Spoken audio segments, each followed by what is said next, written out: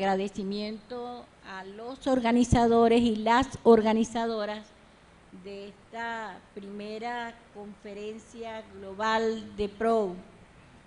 Igualmente agradecimiento a todas y todos aquellos que en estos momentos se disponen a establecer un diálogo de saberes con nosotras.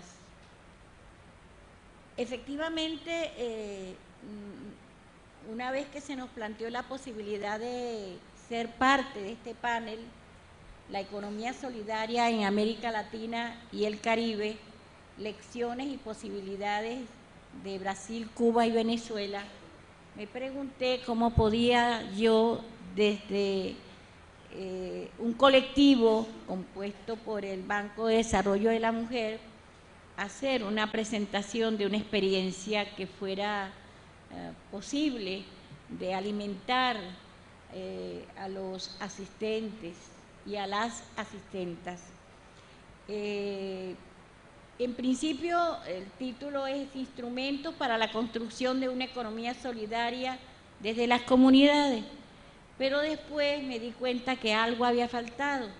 Es Instrumentos para la construcción de una economía solidaria y feminista desde las comunidades, porque yo soy feminista y revolucionaria y tenía que hacer ese planteamiento de esa manera, no podía ser de otra manera. Bueno,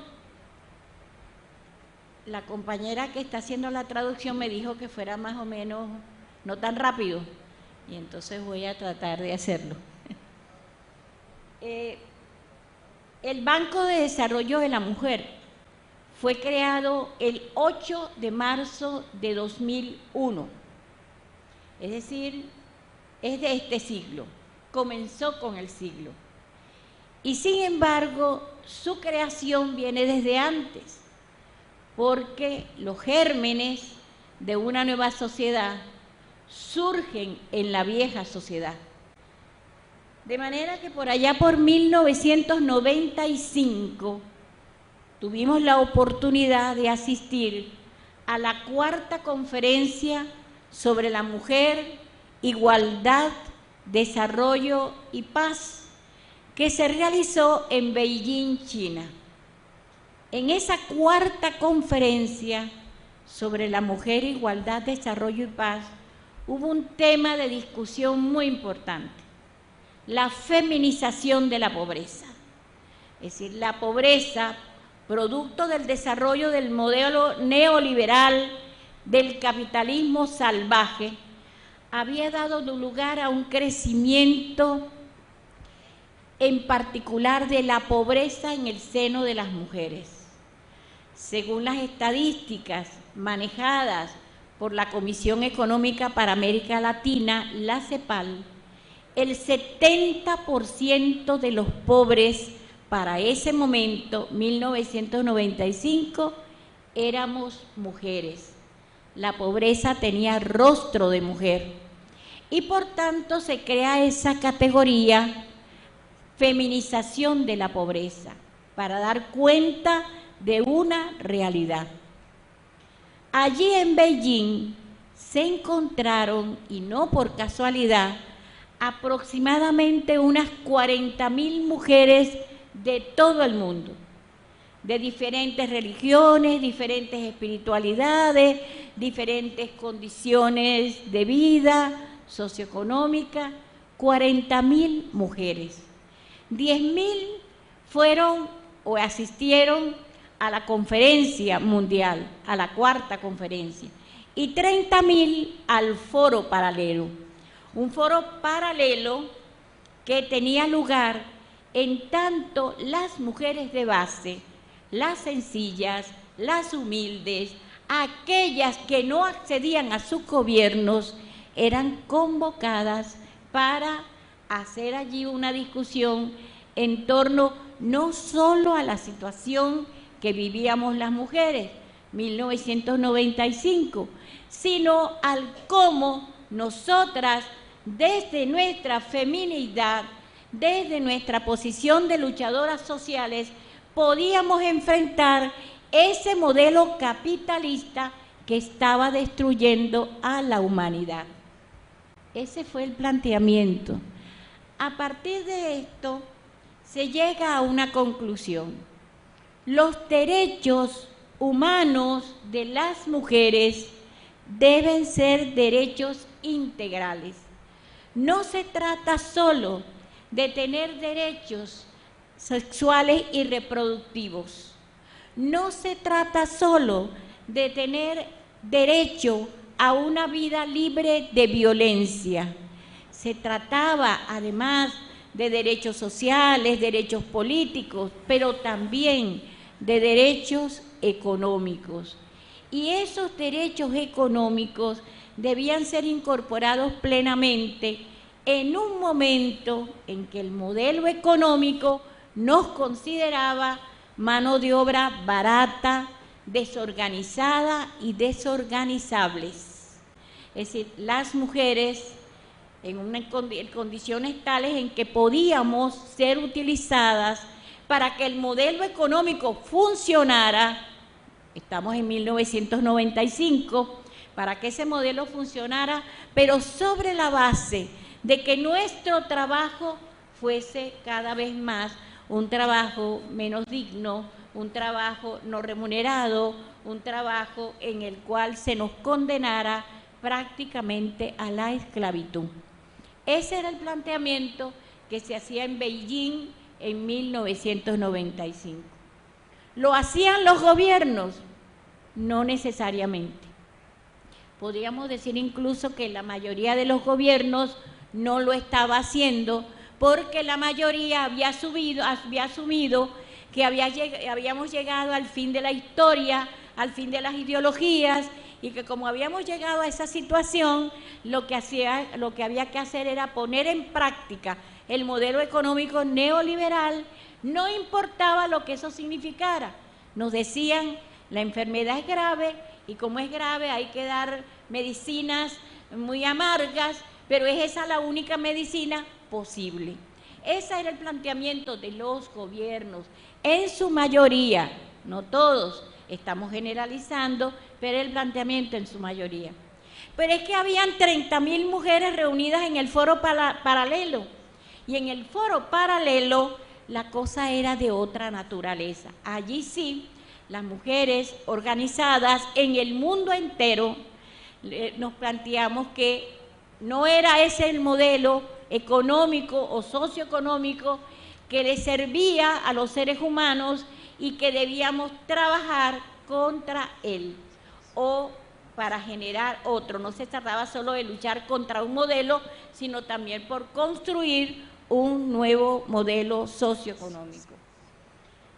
De esa manera entonces se llega a la conclusión de que los derechos humanos de las mujeres son derechos integrales y que si no hay derechos económicos no habrá derechos humanos de las mujeres, y no los habrá porque no es posible el desarrollo de los otros derechos humanos si la base socioeconómica de la sociedad está en contra de los seres humanos.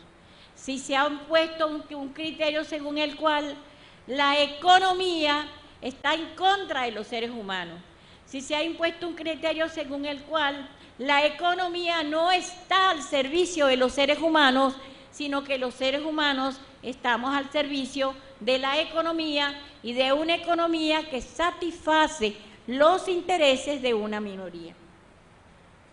Allí se acordó en Beijing, en el foro, no en la conferencia, sino en el foro paralelo, se acordó trabajar entonces por una nueva economía, en que las mujeres pudiéramos lograr ser más felices, en la seguridad de que si algún día las mujeres éramos más felices, todos los seres humanos iban a ser también más felices. Se trataba de construir entonces el mundo de la felicidad, ese otro mundo posible del que nos habla el Foro Social Mundial, un otro mundo posible, pero también necesario. Bien, regresadas a Venezuela, las personas que asistimos a la conferencia y al foro, nos planteamos que era necesario crear el Banco de Desarrollo de la Mujer. Solicitamos al gobierno de turno que creara el Banco de Desarrollo de la Mujer. No fue posible, pero a finales de diciembre de 1998 y en febrero de 1999, el gobierno bolivariano entró a trabajar en este país. Le planteamos la misma situación al presidente de la República y él acordó el 8 de marzo de 2001 crear el Banco de Desarrollo de la Mujer. Como ustedes ven, fue una solicitud de las mujeres que el presidente de la República aceptó, pero no solo aceptó, sino que desde un primer momento se convirtió en un importante elemento para el desarrollo de esa actividad. De inmediato trabajamos lo que sería la visión, la misión y el objetivo general del BAN Mujer, Banco de Desarrollo de la Mujer. Y en cuanto a la visión, decidimos lo siguiente: estamos soñando, ¿verdad?, en el futuro, en el año 2050, en el 3000, yo no sé cuándo, pero somos un medio para la construcción y consolidación de la economía socialista, popular, solidaria y ambientalmente sustentable, con igualdad y equidad de género, donde las mujeres son parte esencial de la vida socioeconómica del país en una sociedad justa y amante de la paz. Y es que la Constitución de la República Bolivariana de Venezuela, aprobada en 1999, establecía nuestra orientación: construir una sociedad justa y amante de la paz. De inmediato nos propusimos una misión. Si vamos a conquistar ese sueño, tenemos que realizar una serie de actividades, una serie de estrategias, unas políticas que nos permitan conquistar el sueño. Y entonces la misión: somos una institución microfinanciera pública que facilita a las mujeres en condiciones de pobreza la organización solidaria en sus comunidades para el trabajo socioproductivo, dando acceso a los servicios no financieros y al microcrédito de manera oportuna y corresponsable en una sociedad que incorpora a la mujer al desarrollo y a sus beneficios, orientadas estos últimos aspectos por el buen vivir. El buen vivir para nosotros implica bajo una perfecta armonía entre los seres vivos, en el entendido que los seres humanos somos parte de los seres vivos, pero no somos todos los seres vivos, y una armonía con el cosmos, y ahí nuevamente la espiritualidad. Es decir, se trataba de una perfecta armonía entre los seres vivos. Los seres vivos incluye a la Pachamama, la Madre Tierra, y por lo demás trata de que esto se desarrolle también con una perfecta armonía con el cosmos.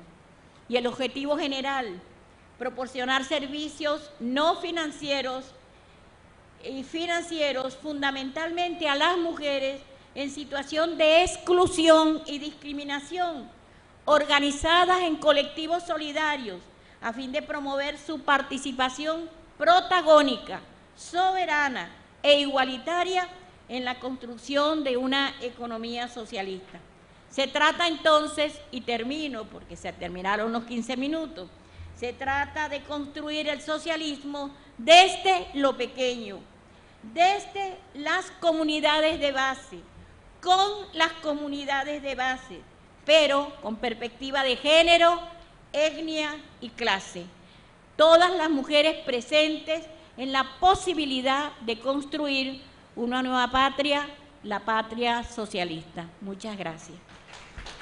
Pregunté cómo podía yo, desde un colectivo compuesto por el Banco de Desarrollo de la Mujer, hacer una presentación de una experiencia que fuera posible de alimentar a los asistentes y a las otras. Efectivamente, una vez que se nos planteó la posibilidad de ser parte de este panel, la economía solidaria en América Latina y el Caribe, lecciones y posibilidades de Brasil, Cuba y Venezuela, me presentas. En principio, el título es Instrumentos para la construcción de una economía solidaria desde las comunidades, pero después me di cuenta que algo había faltado. Es Instrumentos para la construcción de una economía solidaria y feminista desde las comunidades.